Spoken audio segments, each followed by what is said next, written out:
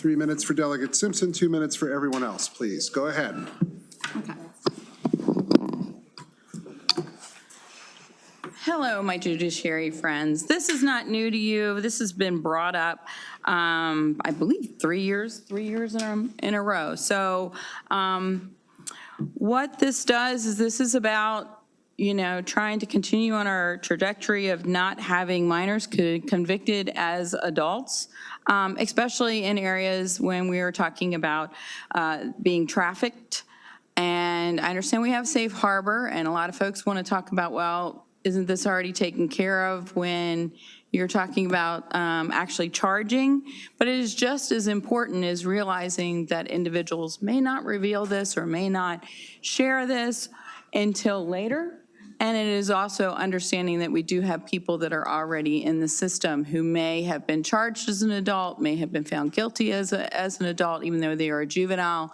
And then what this bill does is ask that at sentencing, that it gives, it's an enabling legislation, allowing the courts to be able to have them sentenced in the juvenile court instead. And we did receive some information from the Judiciary suggesting maybe some minor tweaking to make sure it works as planned. In the Senate, the 3 months was brought up. Folks didn't like that, which is interesting because in the past, the whole reason that the 3 months was there because of prior years that it was introduced, that this is what they wanted. So we are amendable. We want to make sure that we are addressing the issue of the bill. That's our goal. Thank you.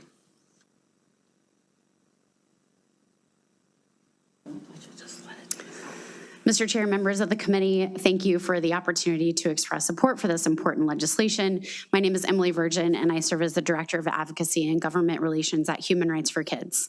This bill seeks to address a troubling trend that we've seen across the country, the prosecution of child victims of sex crimes and trafficking who have harmed their abuser or their trafficker. Many of these children receive lengthy prison sentences in adult court, including life without parole sentences. And because of this trend, several legislatures across the country have taken action. The premise behind this legislation is simple. Children who have been trafficked or sexually abused who take action to escape their abuser or their trafficker should not be sentenced in an adult criminal court setting.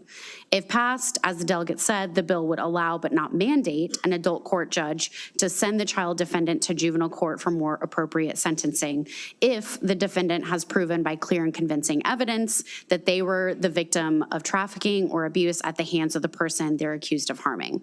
Grooming tactics and traumatic bonding, coupled with the fact that children's brains are not fully developed, prevent them from understanding the consequences of their actions as it relates to people who have committed severe abuse against them.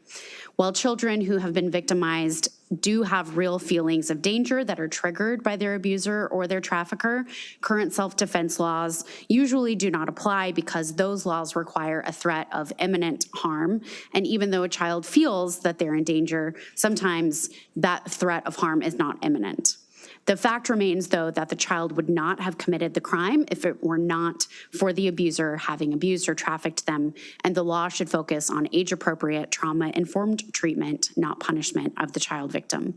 We urge a favorable report on House Bill 441.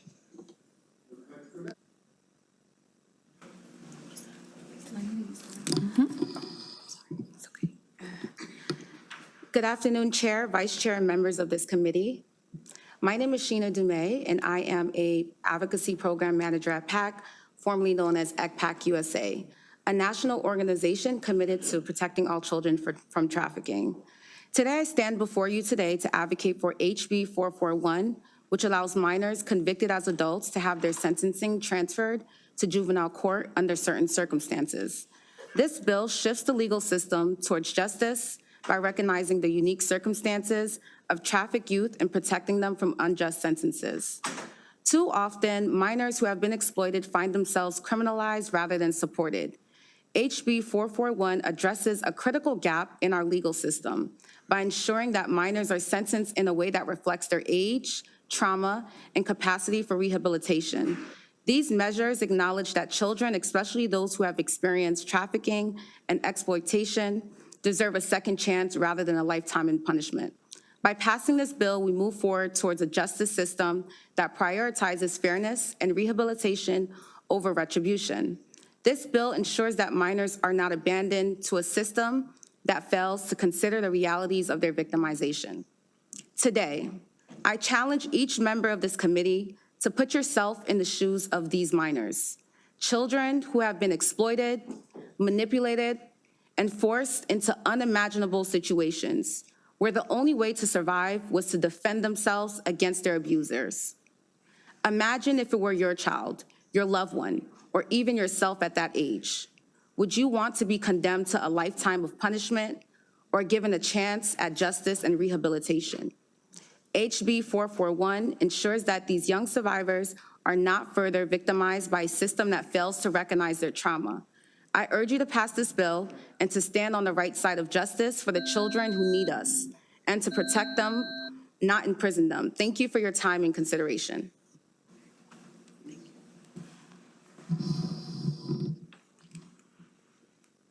Good afternoon, Chair, Vice Chair, and members of the committee. My name is Abigail Sigua. I'm a lived experience expert, and I currently sit on the Advisory Council at PACT, formerly known as ECPAT USA. I come here in support of House Bill 441, a bill that would allow trafficked minors to be sentenced in juvenile court under certain circumstances. As a survivor of sex trafficking, I can't even express to you the physical and psychological toll of being in that life. For years, I was attacked, raped, and I never knew if that day was going to be my last.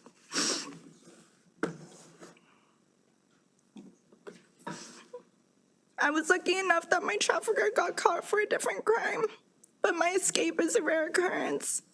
Most people are stuck with the same fears with no hope for an end. When children use aggressive ways to escape their trafficker, it's only fair to consider the trauma they've endured and the life-threatening circumstances that they were forced in. In this position, the choices to stay alive are limited, and it narrows down to continue getting abused by your trafficker or take matters into your own hands.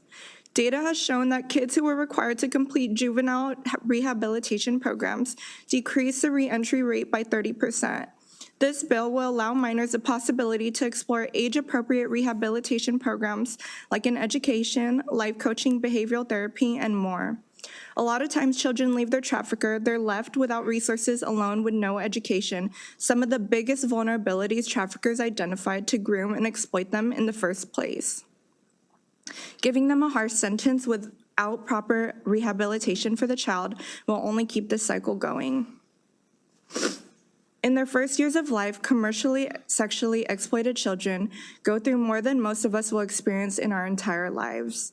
I urge the House to focus more on rehabilitation over punishment, seek trauma-informed justice, and pass HB 441 as a necessary step toward a system that treats trafficked youth as victims in need of support, not as criminals to be discarded.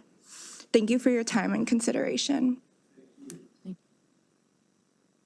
And thank you so much, ma'am, for sharing your story. It took a lot of courage, and I appreciate you for being here today. Delegate Simpson, have you read the opposition letter from the Maryland Network of Domestic Violence?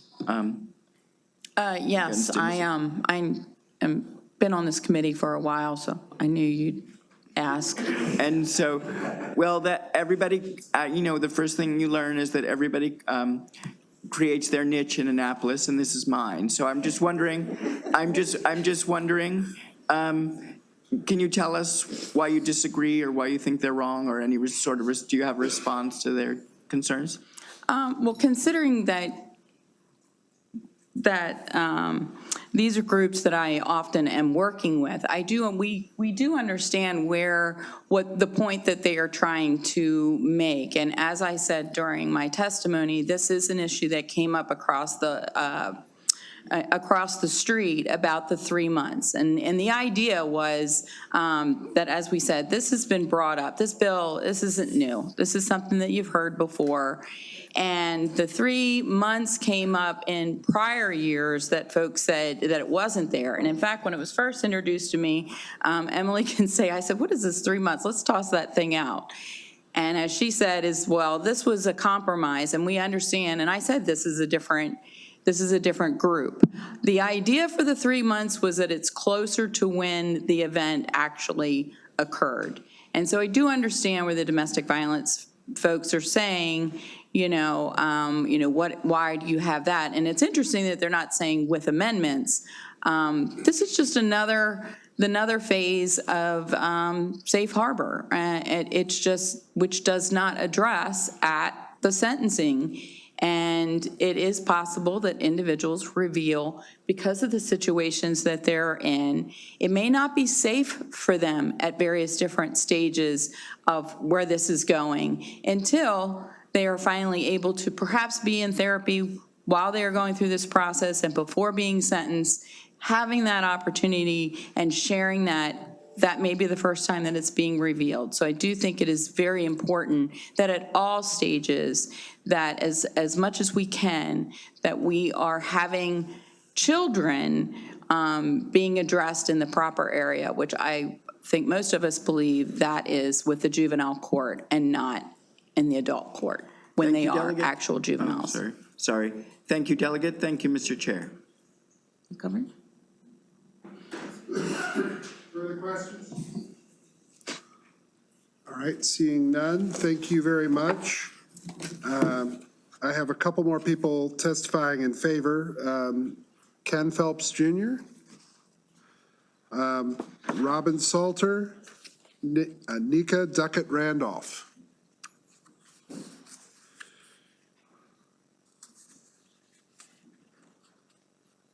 I believe we have someone filling in for Ken Phelps Jr. I'm here on behalf of the Episcopal Diocese. Okay. Next time, if you'd let the committee know that you're changing the name, that would be helpful, just so that we have it right in here. But you get to go for 2 minutes. Thank you. Go ahead. Thank you. It's an administrative thing I'm too old to understand. But good afternoon, Chair, Vice Chair, members of this esteemed committee. I just want to echo what everyone said, but my perspective is from a position of faith, that not only is each person a child of God deserving of equal dignity and respect, but we all know that children in particular need our protection. Children can do terrible things, just like any human being can do. But it's up to us as the adult to know how to handle it with love and respect and dignity and give them protections and treatment and rehabilitative care they need. If we don't do this, we'll see these things continue into their lifetime. You've seen the effect of trauma and abuse on an adult sitting here. Can you imagine what it's like for a child who doesn't understand what that means? That child needs our protection as a child of God, and I would urge this committee to vote favorably on this bill. Thank you. Good afternoon, Chairman Clippinger, Vice Chair Bartlett, and members of the House Judiciary Committee.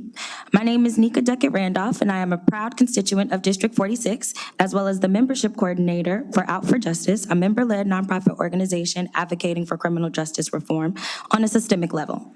Out for Justice vehemently supports the spirit of House Bill 441. It is the type of legislation we believe starts to address the myriad of inefficient, problematic, and racist criminal justice practices that create the broken justice system we have today. It extends compassion where there has traditionally been criminalization and callous disregard. Science and data overwhelmingly show our public safety is better when we have trauma-informed care models and use ACEs instead of over-criminalizing our children. Out for Justice believes no child should be treated as an adult regardless of the circumstances. Out for Justice encourages the committee to issue a favorable with amendments report for this bill and strengthening the bill. The amendments should strengthen the bill. The amendments for consideration should strengthen the bill. I would like to thank the bill sponsors for taking on this crucial issue, and I remain eager to work together to ensure we are moving Maryland forward and not criminalizing children and treating them as children and not adults. Thank you. Good afternoon, committee. My name is Robin Salter. I am the the Regional Director of Youth Defense for the Maryland Office of the Public Defender. Today, I ask you to have a favorable report for House Bill 441. When we think about children that are trafficked, and the way the Maryland law is currently written. Right now, youth between the ages of 14 and 17 committing certain offenses can be charged as an adult, and if they're charged with a life offense, like killing their trafficker, they're not eligible for transfer. They will never have a transfer hearing. They will go to trial as an adult. I won't belabor you with all the horrific things that happens when you're trafficked, but you should know that you never have an option to leave. You don't just wake up and say, it's over today, I'm leaving. This is a fight or flight situation. Oftentimes there's psychological and realized physical fear that leaving will have you killed. In addition to that, children experience some of the most horrific things in trafficking that leaves them hypervigilant. Hypervigilant of the tone of your voice, the way that you walk. It's always predicting an imminent threat. It can tell you a lot about the person who has you captive by the way they wake up, what they're cooking, the sound of the music, whether this is going to be a good day or a bad day. And there's no good days when you're trafficked. Let's be clear about that. So when I look at this bill, it acknowledges the youth, especially those exposed to trauma, should be offered treatment and rehabilitation instead of punishment and incarceration, and understanding the long-term results for youth who commit even serious crimes are best achieved in youth justice systems, and this bill would achieve the research-driven goals and rehabilitation instead of punishing them with more trauma and exposing them to the harsh punishment of the adult incarceration system. Thank you for your time. The Vice Chair. Thank you, Mr. Chair, and thank you all for being here today and providing your. My question, I think, goes to the young lady from the Public Defender's Office, the Youth Justice Division, I think you said. Is there ever a time when a person, a minor, is being trafficked and they don't actually realize the abuse?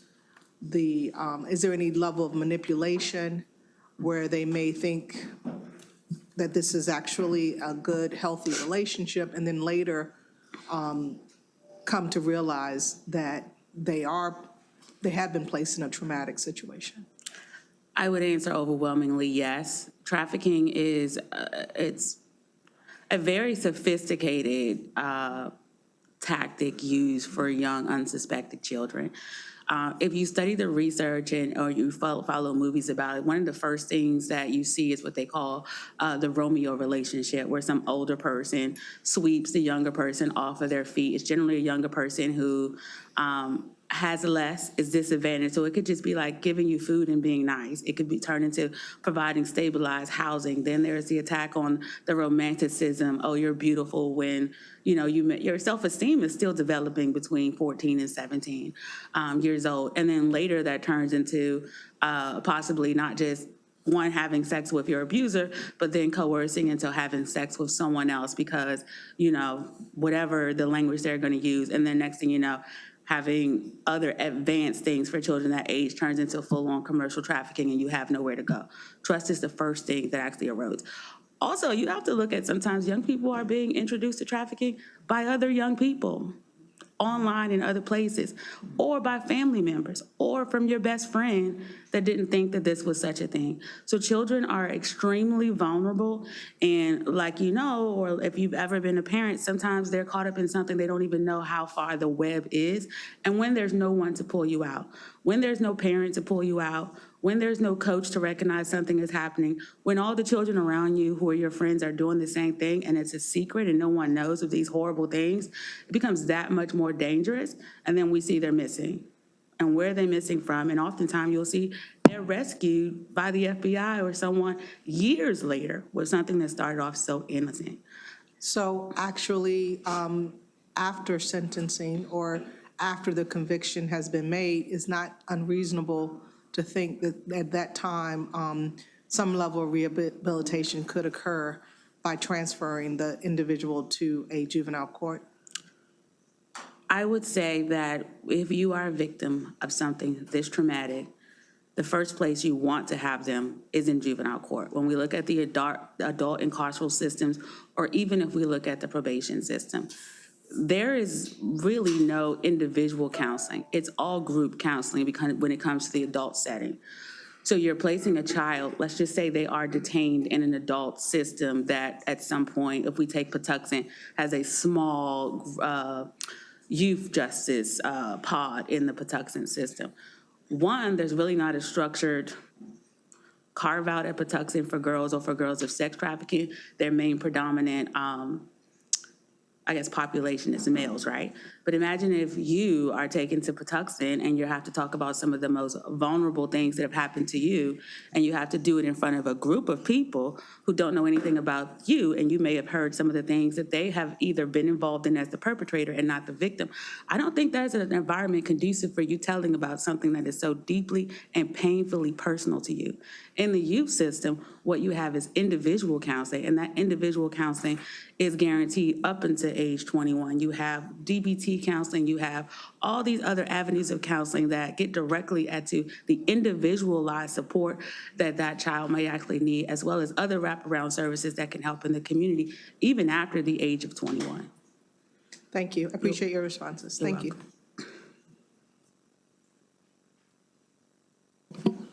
Seeing no other questions, we thank you all very much. Thank you. Thank you. We have one person testifying in opposition, Lisa Jordan, but I don't see her. She's across the street. She's at JPR. Okay, well, we're done. We're going to have to move on from House Bill 441, unfortunately.